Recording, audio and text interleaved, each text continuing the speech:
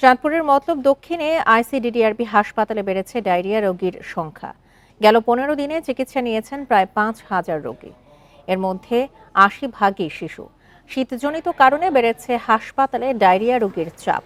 চাঁদপুর, লক্ষ্মীপুর, কুমিল্লা, নোয়াখালী ও শরীয়তপুরের প্রায় ৫৮টি উপজেলা থেকে এই হাসপাতালে চিকিৎসা নিতে যান রোগীরা। প্রতিদিন ২৫০ থেকে ৩০০ রোগী ভর্তি হয়। তাদেরকে স্যালাইন সহ বিভিন্ন ওষুধপত্র বিনামূল্যে দেওয়া হয়। তবে চিকিৎসকদের পরামর্শ, সবাই একসাথে আইসিডিডিআরবি হাসপাতালে না গিয়ে সরকারি হাসপাতালগুলোতে চিকিৎসা সেবা নিতে পারেন।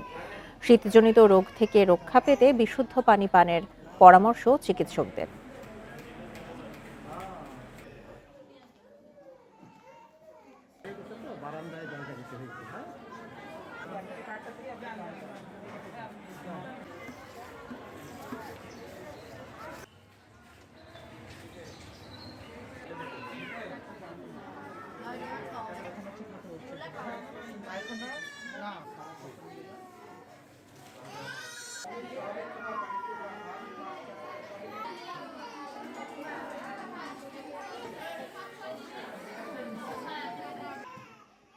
তিনশোরও বেশি রোগী ভর্তি হচ্ছে, যার মধ্যে প্রায় ৮০% হচ্ছে ২ বছরের নিচের শিশু। আমাদের হাসপাতালে স্যালাইন,